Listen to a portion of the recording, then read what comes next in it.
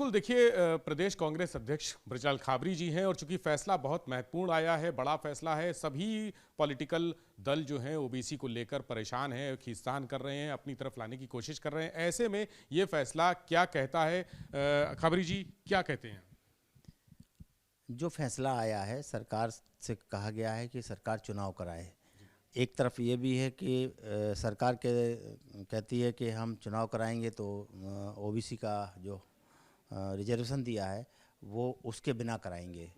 तो ये तो सरासर ओबीसी के पिछड़ी जातियों के साथ अन्याय है और इस अन्याय को कांग्रेस बर्दाश्त नहीं करेगी। कांग्रेस उनके साथ खड़ी होगी और लड़ाई लड़ेगी। अगर उन्हें हकीकत में चुनाव कराना है, इस सरकार को चुनाव कराना है, तो 5 साल से क्या कर रही थी?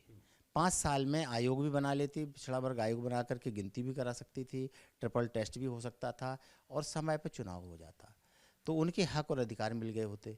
लेकिन इस सरकार का केवल और केवल एक ही काम है कि जितनी जुमलेबाजी करके लोगों को अपने जाल में फंसा करके उनका वोट लेने का मतलब रहता है। उनके हक और अधिकार की उनको कोई चिंता नहीं है। अगर हमारे प्रदेश की जनता ने ये तय कर लिया कि हमारे साथ छलावा हो रहा है, तो आने वाले टाइम में उन्हें खुद ही समझ में आ जाएगा कि हमने किसका हक मारा और किसके साथ अन्याय किया है। कांग्रेस बराबर से खड़ी है, पिछड़ों की लड़ाई लड़ेगी, उनके हक और अधिकार की लड़ाई लड़ेगी, दलितों की लड़ाई लड़ेगी। जिन जिन के साथ अन्याय आज हो रहा है उनके साथ, सबके साथ कांग्रेस खड़ी होकर के लड़ाई लड़ेगी।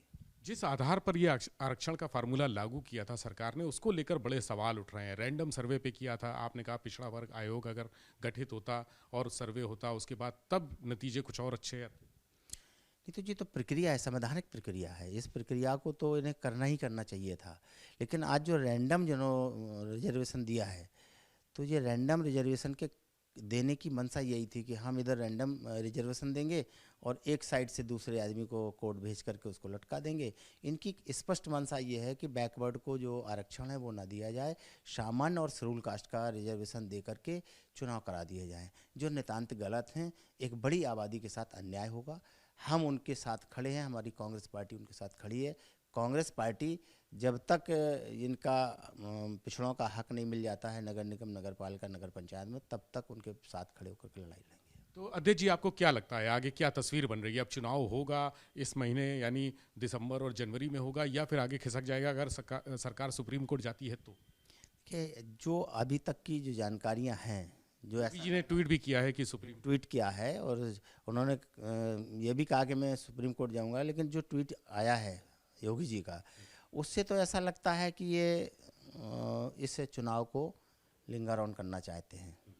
और जैसे ये कहेंगे, उधर सुप्रीम कोर्ट ने, माननीय सुप्रीम कोर्ट ने भी कहा कि चुनाव समय पर कराइए।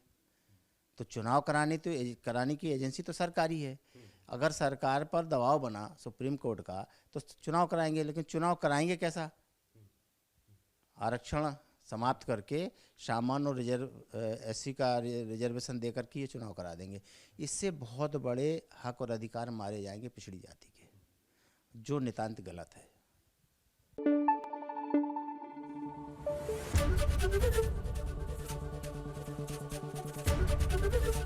एबीपी गंगा, खबर आपकी, जुबान आपकी।